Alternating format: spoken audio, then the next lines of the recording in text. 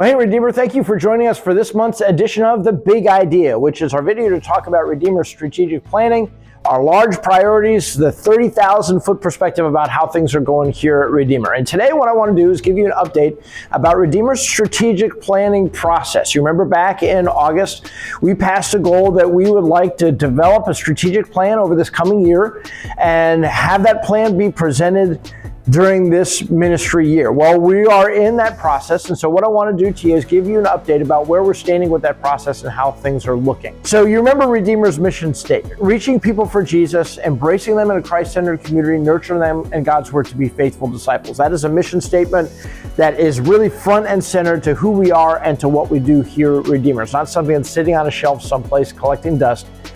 We talk about this. We plan around this mission statement. And you remember over the last 5 years, that mission statement led us to the last strategic plan, which is called GLOW, right? Stand for Growing Families, Leadership, Outreach, and Worship, where there are 7 ministry priorities that we were putting horsepower behind in order to accomplish specific goals with those priorities, right? You remember the first 3: worship, ministry to children and families, center of faith, and then also the kind of supporting ministry priorities that enable those major 3 to happen: hotspots, C10, and RLC online, okay? So we've been focusing on those areas over the last 5 years. Now we're really at the end of that strategic planning process, and the question is now, what's next? What will Redeemer look like in 2030?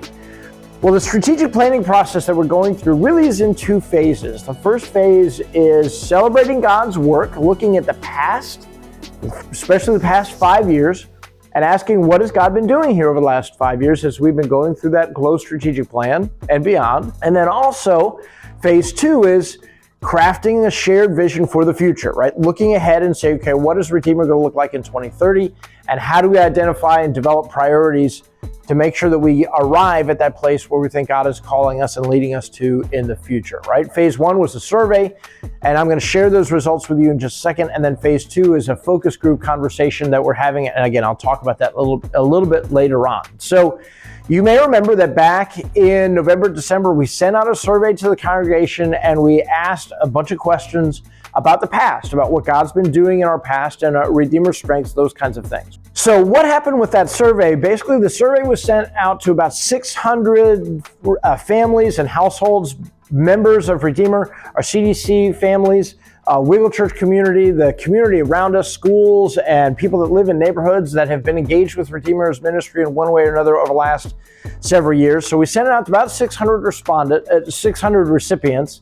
We got about 211 surveys back, but some of them were not complete. So we have 173 completed surveys that we're looking at the data from.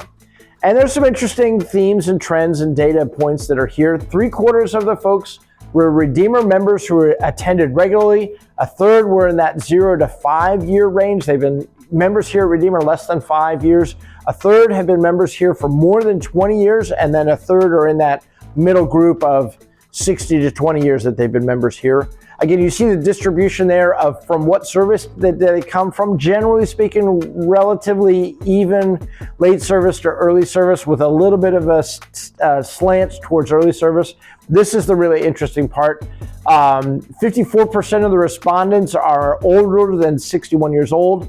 34% are in the 30 to 50-year-old range. So families with young children, that space there. 2/3 were female, and then 1/3 were from the 2-mile radius. And the reason I tell you that is it's important to remember, while we got a lot of really good data from the survey, it is important to remember that it is slightly slanted towards females who are over 61 with a slight tilt towards people that come to early service, right? It's important to remember as we look at this data, because the data is not, we don't want to use too broad a brush when we're talking about the data responses that we've got. We got to remember it's slightly skewed towards these groups. Okay, so what did we learn from the survey? First of all, so the first big question that we asked is, what brought you to Redeemer? What is bringing people to Redeemer? And the respondents told us that the big thing that brought them to Redeemer, is Redeemer's Lutheran identity and heritage, right? We have a strong identity as Lutherans. But it's also interesting to notice that the next 3 respondent groups essentially are even. What brought people to Redeemer? Well, our worship, our CDC, and relationships with other members, right? That's an even distribution between those three groups. About 15% of people evenly said that that's what brought them to Redeemer initially, okay? So those are good things. We have a strong Lutheran identity. Worship is good. It's drawing people. CDC is drawing people, and relationships with other Christians is drawing people. What keeps people coming back to Redeemer? Again, worship is the big one here, but also it's tied with relationships with other members, right? So it's important to see, man, these are really, really good things. They're keeping people coming back to Redeemer, our worship services and our relationships with other members. It's also interesting to see this response, right? We ask questions about how often or how well do people feel connected here at Redeemer. 92% said they feel a sense of belonging that's either often or very often. They feel a very strong connection to Redeemer. And then the next question, 88% of the respondents felt that they feel satisfied or very satisfied with their level of connection. And it was interesting to see with this question that some of the people are saying, listen, I wish I was more connected. I should be more connected, but it's not anything Redeemer's doing that is not making me more connected. It's actually what I should be doing. I need to be more connected, right? So some of the 12% of people that said that they're not really well connected recognize that kind of on them. That's why they haven't done it. So anyway, it's interesting data points. But then also, as we talked about celebrating God's work, we focused on the mission statement a little bit. 73% of responders said that they know Redeemer's mission statement and that they're familiar with it even before we talked about it with the survey. And that 60% of those responders said that they feel that Redeemer does a really, really great job at embracing people in a Christ-centered community. So overall conclusions from the survey. Generally speaking, again, using kind of a broad brush, we recognize that Lutherans like to come here. They stay here. They're active here. There's not a whole lot of Christmas and Easter Christians here at Redeemer, right? That people feel like they love being here. They love the relationships. They love being connected in ministry here at Redeemer. But they also told us, both through the responses from the survey itself, the quantitative responses as well as the qualitative responses, so the kind of comments that people were making, that they love worship, they love the music, they love the pastoral leadership, that relationships with other members are really strong, that the mission and community focus that we have here at Redeemer are really great things. So the biblical focus, children's ministry, and CDC are really, really important things. So again, this is about celebrating what God has been doing here. These are the strengths that Redeemer has that really are the foundation for our ministry and the foundation for the next steps that we're going to be taking in phase 2 and beyond. Okay, so let's talk a little bit about phase 2, what's going on there. Phase 2, crafting a shared vision, is really going to be happening through the focus groups that are going on in January and February. So let me unpack that a little bit for you. So essentially what's going on here, you look at these 4 different categories here. We're analyzing and summarizing the demographic information through demographic studies like Mission Insight. We're talking to people from Chesterfield County Economic Development Authority and other people that really have a sense about what's going on the ground here in the area surrounding Redeemer and in Chesterfield County. We're asking questions about themes and where do they see this county being in the next 5-10 years and beyond, right? So we can make sure that whatever we're doing is in step with what's going on here at the ground. So we're analyzing that kind of data from demographics and other groups. We're also then interviewing 7 focus groups in late January, early February.